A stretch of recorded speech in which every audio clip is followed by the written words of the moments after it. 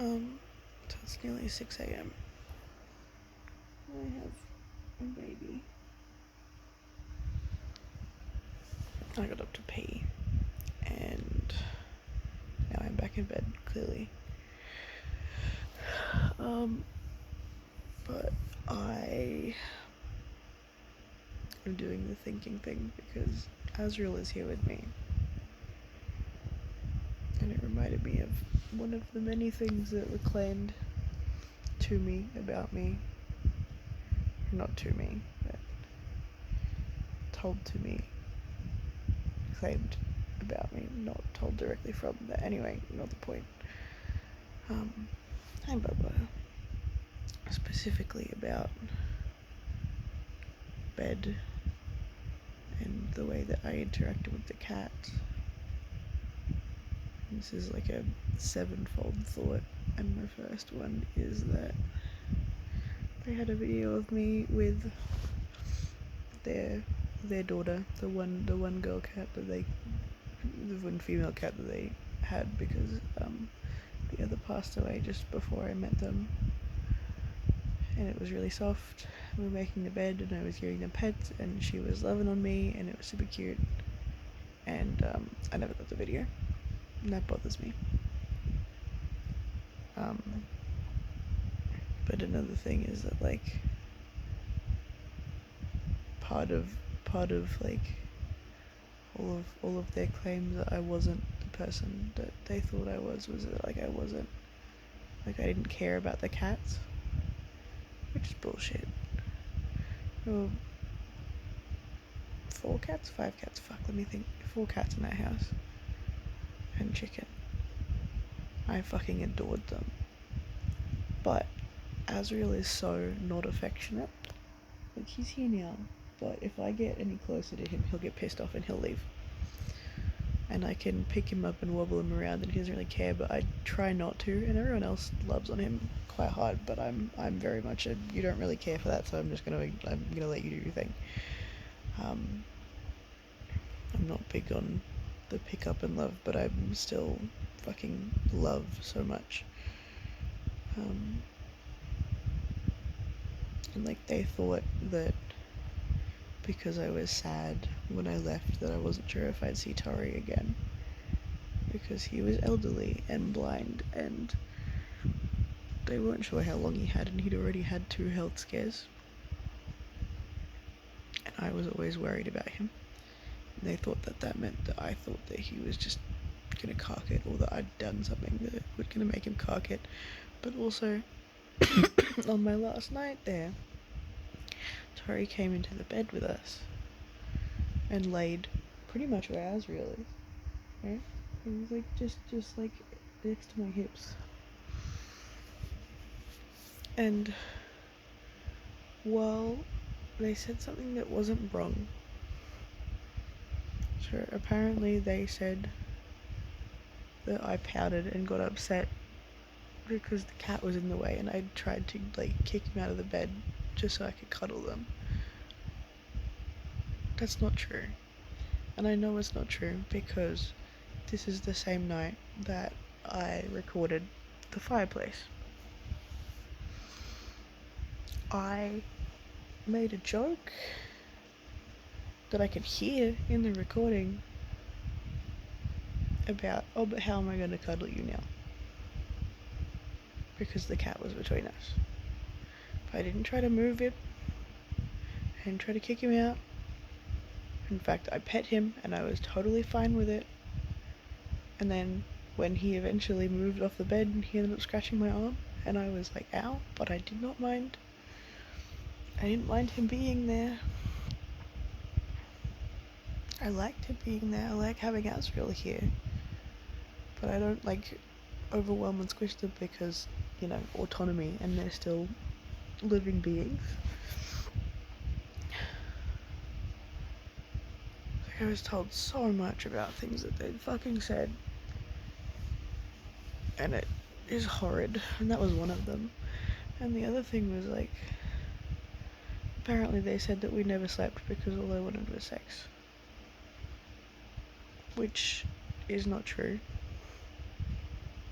I'm I believe that we slept quite a decent amount, especially for me.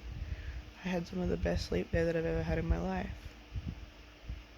But then I'd get pouty and sad if they said no to sex, which I also don't think is correct because I'm very big on consent. Like, I never pushed it. A no is a no, and that's fine. There doesn't have to be a reason for it, you know?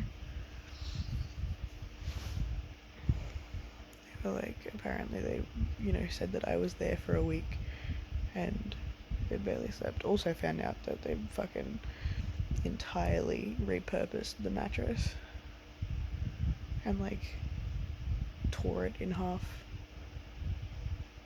so that it could fit on a single, which, broke my heart a little bit because they always called it ours. But it's fine. But fucking,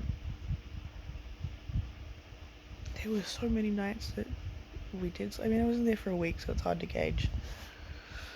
But there were nights where we didn't do anything, and that was fine. And there were nights where we did minimal, and that was fine. And I know we didn't because they were irritated and in pain for a couple of nights. They're like, I was there for almost exactly a week, and there were at least 2 nights where we were up because we were talking and crying and being emotional.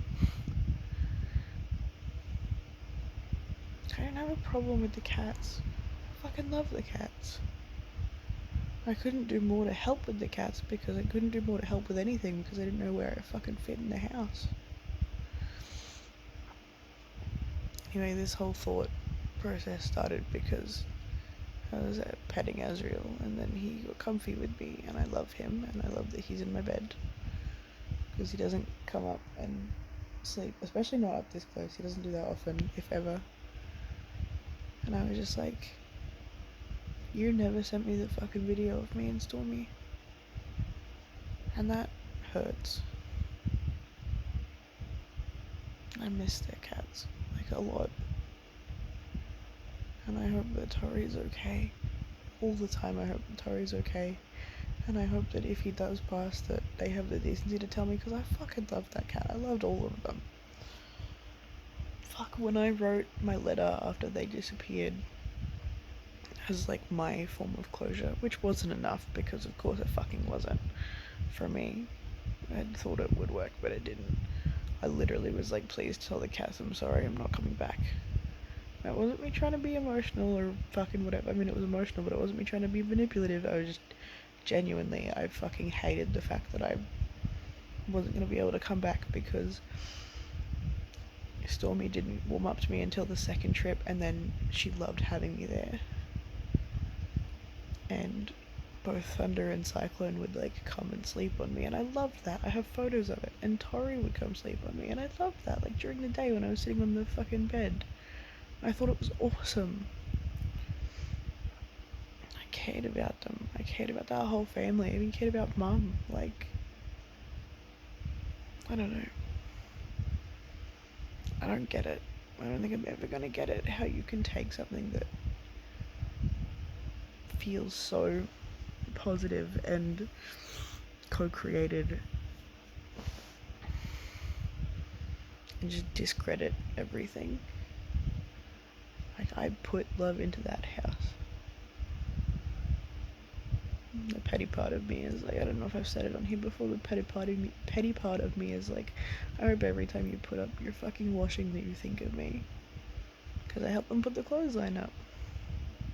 Because I wanted to. I wanted to help with the house. I wanted to help with the maintenance. I wanted to do more. I felt like I was finally hitting my stride in, like, figuring out what I could do on my own. Like, it was still going to take time. I spent all of 2 weeks there total. Across 2 visits. Less than that, even. I don't know. I love those cats. I loved her. I loved the property. I went and saw the property yesterday and I have a lot of thoughts about it, but I'm still processing it because my dad decided to come at the last minute, which means that I was masking the whole time. We don't feel safe around Dad, but that's a whole other thing.